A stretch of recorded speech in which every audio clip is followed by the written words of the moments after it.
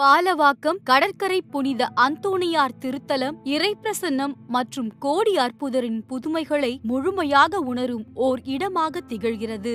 எழில் கொஞ்சும் கிழக்கு கடற்கரை சாலையில் வங்கக்கடலின் அருகாமையில் வீற்றிருக்கும் கடற்கரை புனித அந்தோணியார் நாடெங்கிலும் இருந்து பக்தர்களை ஈர்க்கிறார். பலதரப்பட்ட மக்களும் பதுவை புனிதரின் இறை அருளை வேண்டியும் கிடைத்த ஆசீருக்கு நன்றியாகவும் இத்திருத்தலத்தை நோக்கி அணிவகுக்கின்றனர். இந்த பங்கு அப்போதைய சென்னை மயிலை மறைமாவட்டத்திற்கு உட்பட்ட வெட்டுவாங்கேணியில் அமைந்திருக்கும் புனித ஸ்வாக்கின் அன்னாள் ஆலயத்தின் ஓர் பகுதியாக இருந்தது. பறந்து விரிந்திருந்த இப்பங்கின் ஆன்மீக தேவைகளை நிறைவேற்றுவது கடினமாக இருந்ததால் கொட்டிவாக்கத்திலோ அல்லது பாலவாக்கத்திலோ ஒரு கிளை பங்கு அமைக்க அனைவரும் விரும்பினர். அதன் காரணமாக 1985 வெட்டுவாங்கனி பங்கு தந்தையாக திறம்பட செயலாற்றிய அருட்தந்தை சி.வி. தாமஸ் அடிகளார் அவரது முயற்சியால் சேவா மிஷனரி அருட்சகோதரிகள் தங்கள் கன்னியர் இல்லத்தையும் புனித அந்தோணியார் பள்ளியையும் திரு சுவாமிநாதன் என்பவர் கோயில் காரியங்களுக்காக தானமாக கொடுத்த கொட்டிவாக்கத்தில் இருக்கும் இடத்தில் நிறுவினார். இங்கு திருப்பலி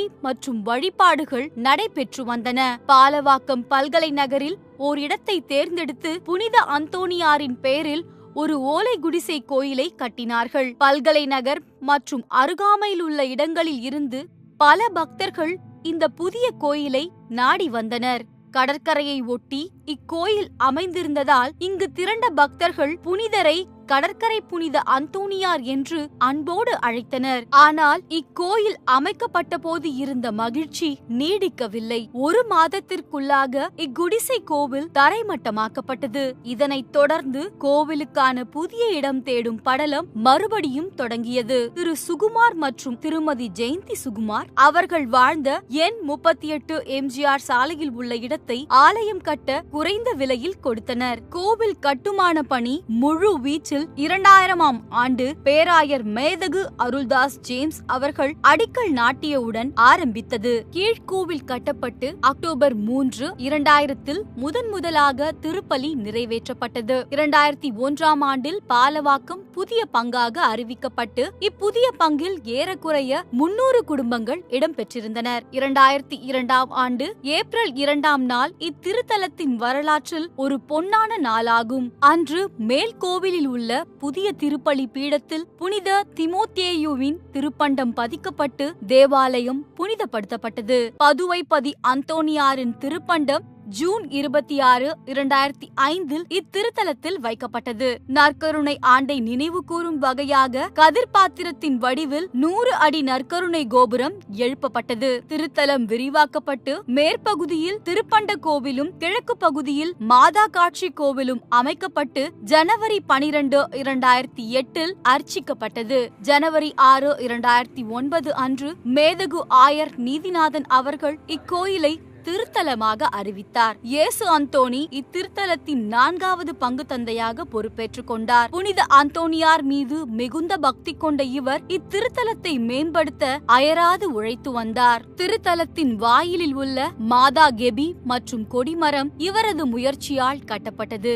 நமது அன்னையின் பல்வேறு திருவுருவ சிலை மற்றும் நிழற்படங்களை உள்ளடக்கிய இந்த மாதா கெபி அருங்காட்சியகத்தை பிப்ரவரி 12, 2013 அன்று திறந்து வைத்தார். மியூரல் எனப்படும் அழகு வேலைப்பாட்டினை கொண்ட கொடிமரத்தை தர்மபுரி ஆயர் மேதகு லாரன்ஸ் பயஸ் அவர்கள் ஜூன் 1, 2014 அர்ப்பணித்தார். அருட்பணி ஜான் சுரேஷ் அவர்கள் 2014 இருந்து 2018 வரை இத்திருத்தலத்தை வழி நடத்தினார். அவரை தொடர்ந்து அருட்பணி லியோ டோம்னிக் அவர்கள் மே 27, 2018 அன்று பங்கு தந்தையாக பொறுப்பேற்றுக் கொண்டார். இவர் ஆன்மீக காரியங்களில் மிகுந்த ஈடுபாடு கொண்டவர். 2 உதவி பங்கு தந்தையருடன் இணைந்து இவர் பாலவாக்கம் இறை சமூகத்தின் வழிகாட்டியாக திகழ்ந்து வருகிறார். தற்போது இந்த புனித தலத்தில் ஓர் அற்புதம் நிகழ்ந்துள்ளது. அந்த அற்புதத்தை நேரில் கண்டவர் நம்மிடையே பகிர்ந்து கொண்டவை இதோ. என் பேர் ஆண்டனி கலை.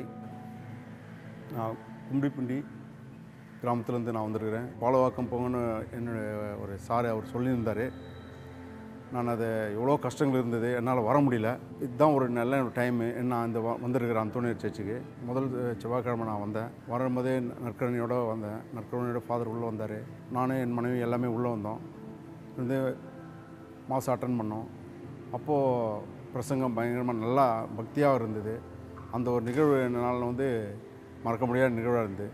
சரி, எல்லாம் முடிஞ்சிட்டு நான் வெளியே போகும்போது கொடி மந்திரிச்சாங்க. கொடி மந்திரிக்கும் போது ஃபோட்டோ எடுத்தேன் நான். அடுத்தபடியாக வந்து அந்தோனியார் தேர் அண்ண போயிட்டு இருக்கும்போது பக்தியாக இருக்கும்போது அந்த நேரத்தில் ஒரு மலர்ந்து ஒரு ஒளி பட்டுன்னு ஒரு ஒளி எனக்கு தெரிஞ்சுது. அந்த ஒளி எப்படி சொல்கிறதுன்னு எனக்கு ஒன்று தான் தெரியும், எல்லாருக்கும் தெரிஞ்சுதா அப்படின்னு எனக்கு ஒரு டவுட்டு. நான் சுற்றி முற்றும் எல்லாரையும் பார்க்குறேன். பார்க்கும்போது பார்த்தா யாருமே அதை பார்க்கல. என்னடா அது எல்லாமே பக்தியாக இருக்கிறாங்க, ஏன் கண்ணு மட்டும் தெரிஞ்சுதா அப்படின்னு எனக்கு ஒரு டவுட் ஆகிடுச்சு. அப்புறமா என்னுடைய மொபைல் எடுத்து 2 வாட்டி நான் அடிச்சுட்டு நான் உள்ளே வச்சுட்டு நான் இப்படியே சாப்பாடுக்கு இருக்கும்போது க்யூவில் இருக்கும்போது நான் அப்போ எடுத்து பார்த்து நான் என்ன பார்த்தனோ அந்த இது என் செல்ஃபோனில் அப்படியே பதிவாக இருந்தது.